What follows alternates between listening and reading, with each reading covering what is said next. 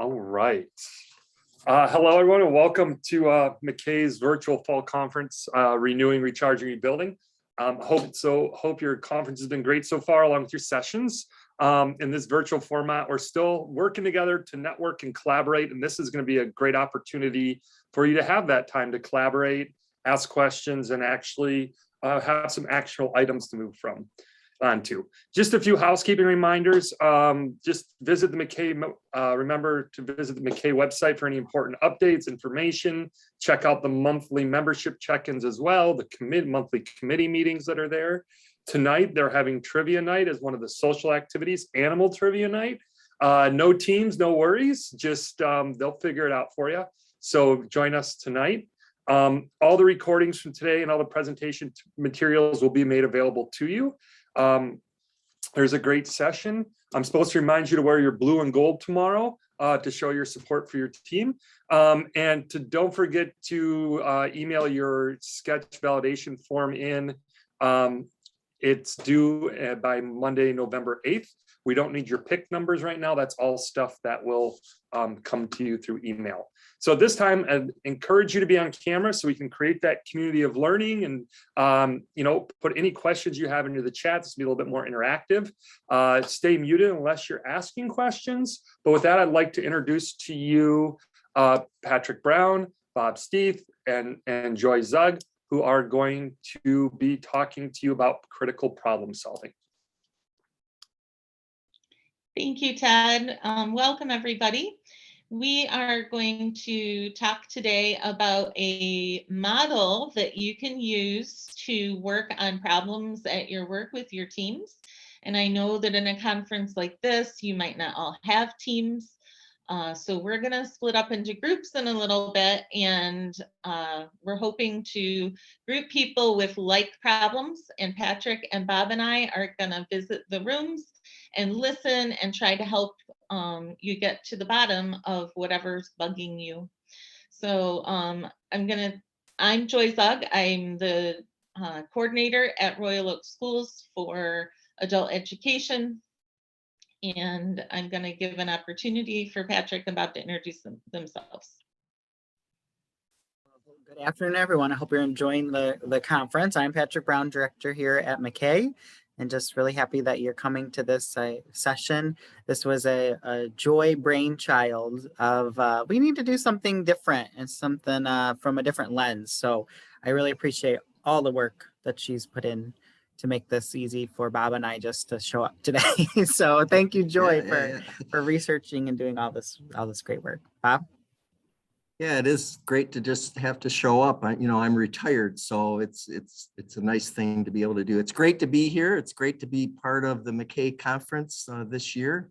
My name is Bob Steeth. I'm former community ed director for Novi Community School District, and currently still sit on the McKay board as past president. But it's great to be here and great to be able to interact and talk how your programs are going this year. So thanks.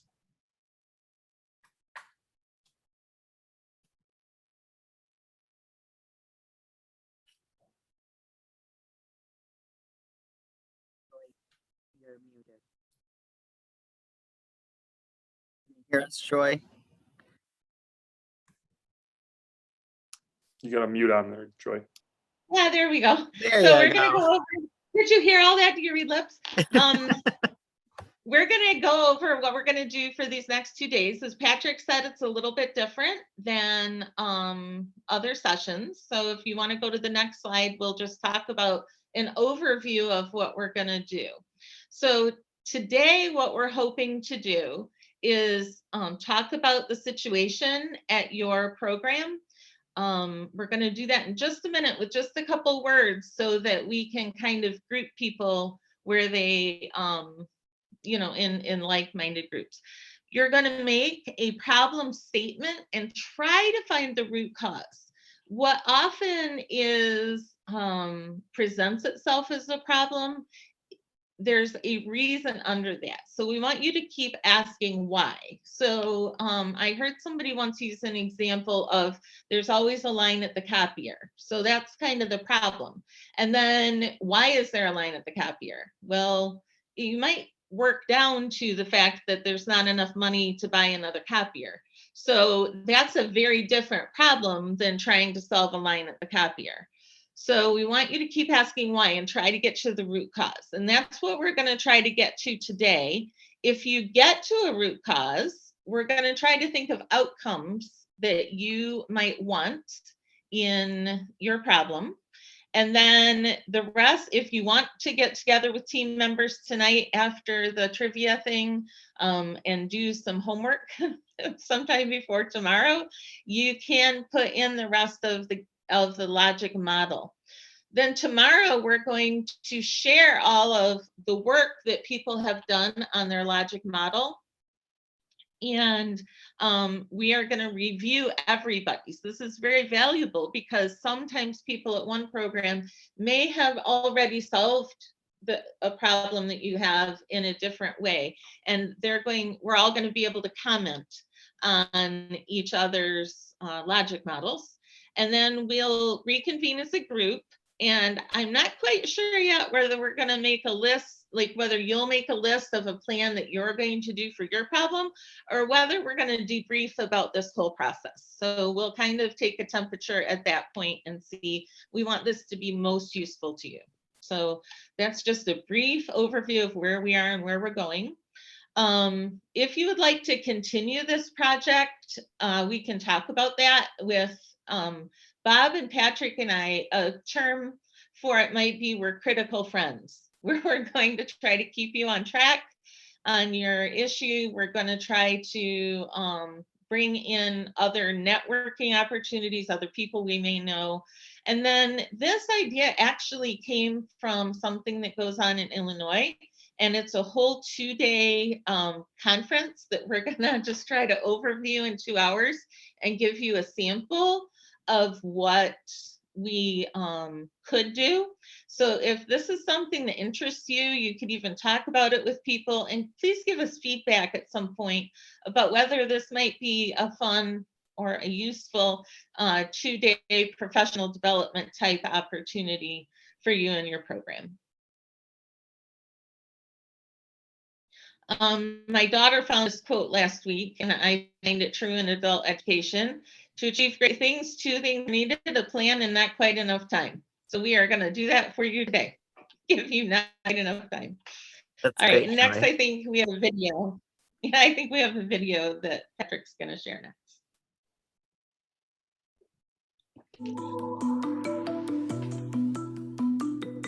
Data is everywhere. No, really, you use it in your everyday life. You collect, analyze, and act upon data when you do anything, from handling your household budget, counting calories in your diet, or figuring out the ideal time to leave for work.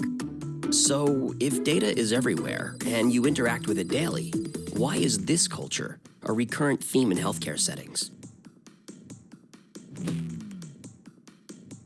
And how can we turn that culture into this one?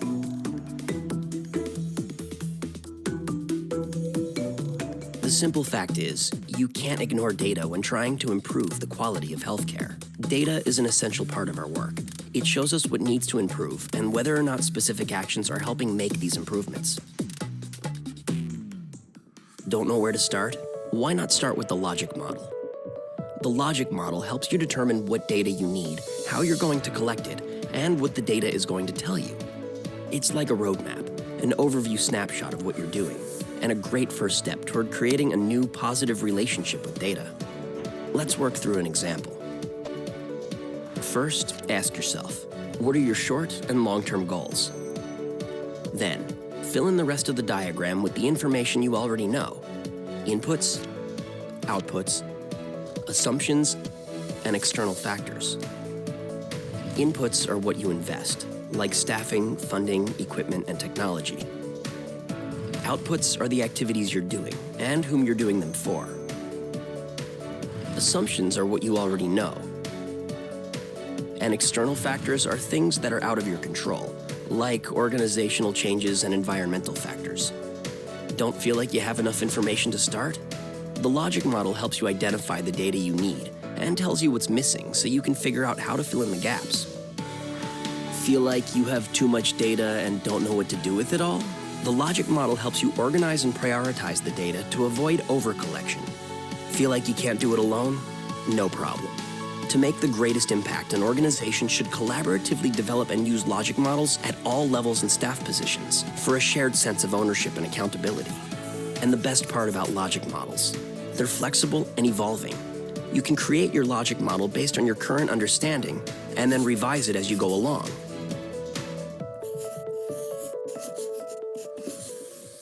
Say your organization wants to improve staff retention. This is what your logic model might look like. Again, inputs are what we invest. Outputs are what we are doing.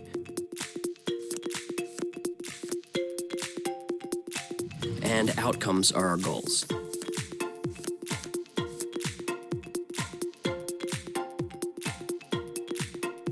Assumptions are existing knowledge. And external factors are things that might matter, but we can't control.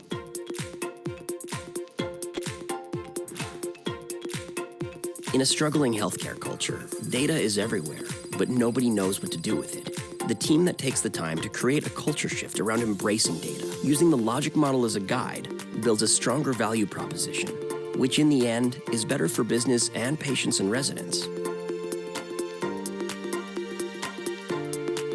What kind of data culture do you want to create?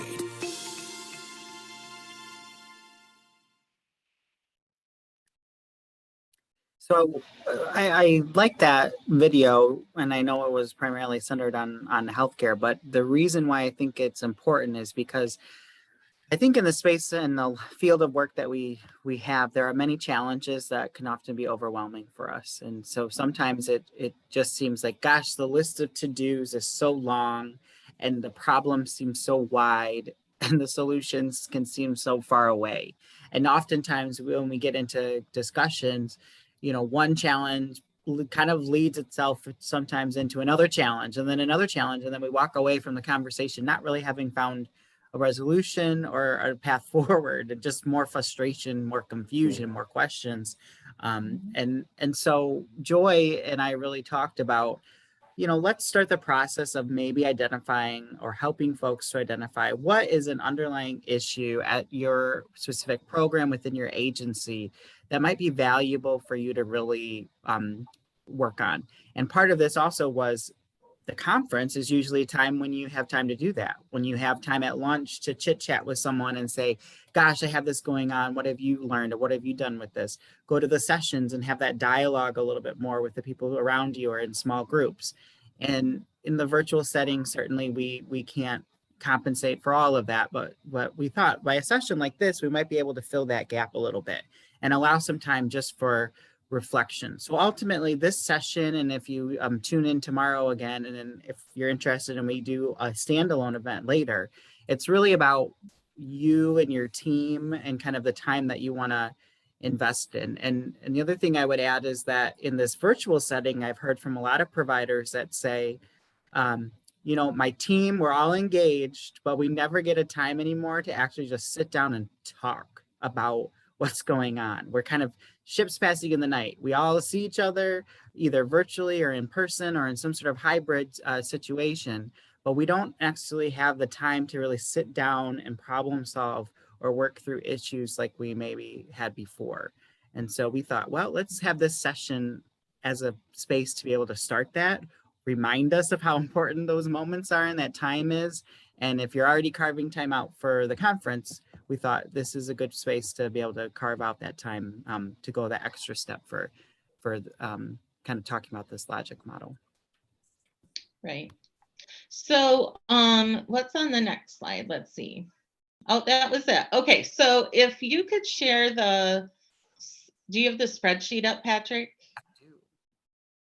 Okay. So this is what you guys are gonna write on and record your things on. There's a link for it at the top of the chat. The first, if you look at it, the first tab is the directions, like it reviews the video about like what we want to do and things like that. What we want you to do right now, we're going to go around hopefully pretty briefly and just maybe give us a category of what you're thinking about that you want to work on. And then we're going to split into groups and you guys are going to fill this out for yourself. There are different tabs down here at the bottom for different groups, and you can go to that spreadsheet and do that. Oh, you know what? The link was shared before you guys all joined. So let me share it again. I You could can do share it. that, Ted? Yep, Okay. I just got that for you. Okay, great. Thanks.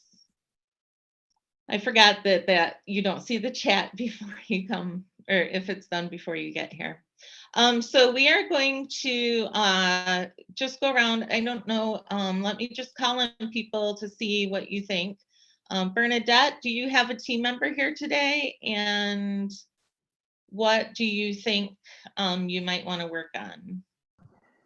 I don't know if I have a team member here or not. I really haven't looked, and I have no idea what I want to work on right now. This is a Okay. very overwhelming day, and it takes me too long to think about this stuff. I know. So we're going to just introduce the topic, and you can ride along in somebody else's process maybe and see what's going on.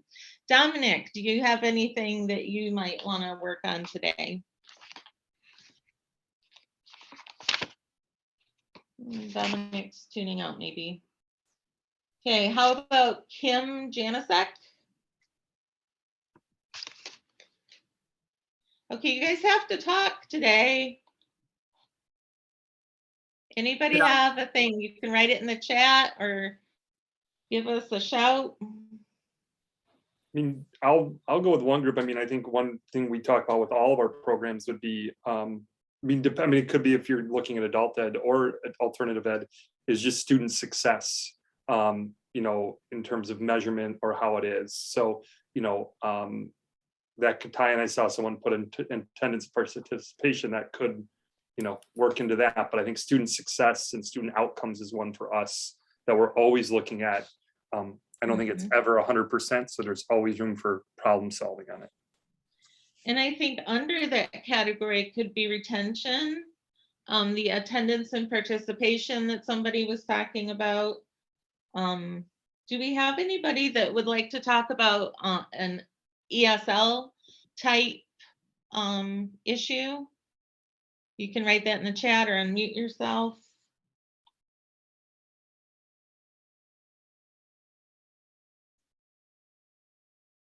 Let's see. It does look, Joy, like Plainwell, their adult ed team is here. So they're planning to work on another kind of related issue about in-person. And I know that they have both ESL and ABE. Okay. Well, let's go ahead and divide into groups. Is everybody good with talking about student success? We'll let Plainwell go in a group maybe with one person. Does anybody else have an entire team here? So Patrick, if you could make sure, or Ted, if you could make sure they're in the same breakout room. I'm Nicole, and I'm in the same place as Melissa Smith. Okay.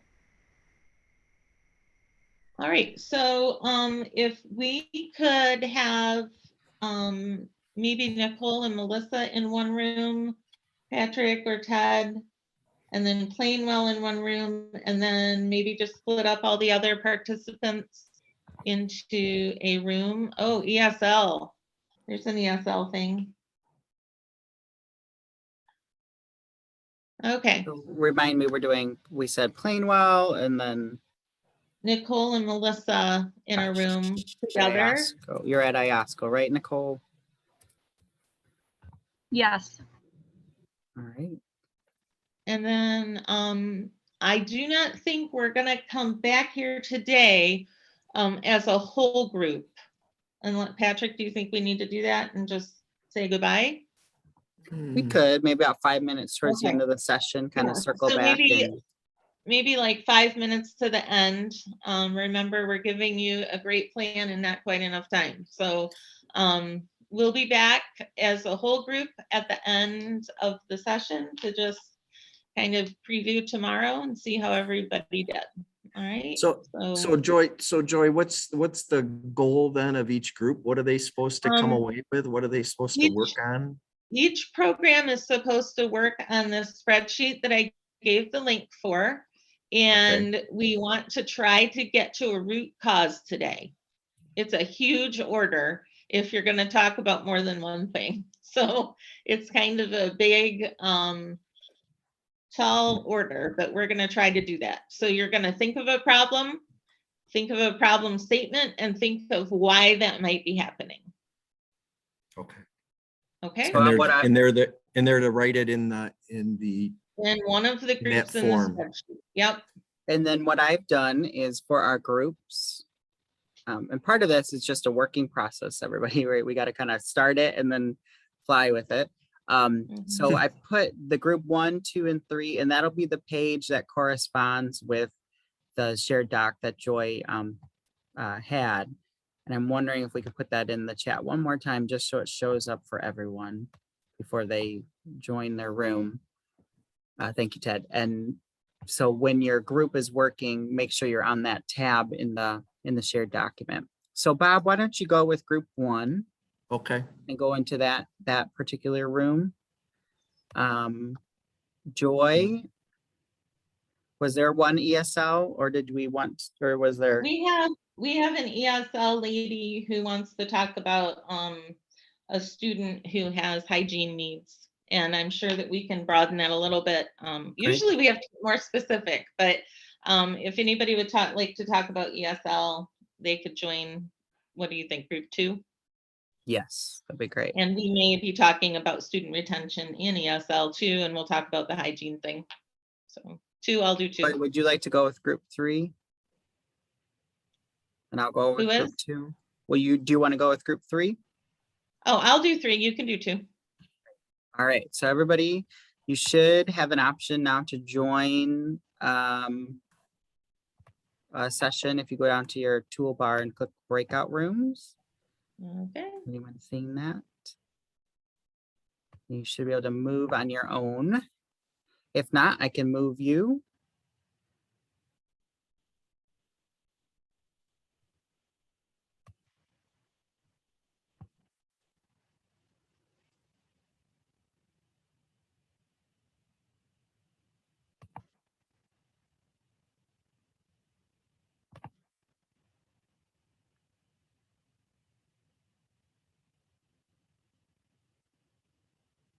And where would some folks like to go? I know, I've got Nicole, gonna move you there, right? I'm having trouble getting that link to work for me. Is it not opening, Melissa? It's not. Okay, I can probably email that to you. Yes, please. All right, one moment. Oh, no, wait, it just worked now. Sorry. It just took me trying a different way, but I figured it out. Thank you. Which group are you going with, Melissa? With Nicole. Great. Okay, I'll see you in just a second. And how about others? Marva, Cheryl, Ben, Dominic, Christian? Where would you like to listen in?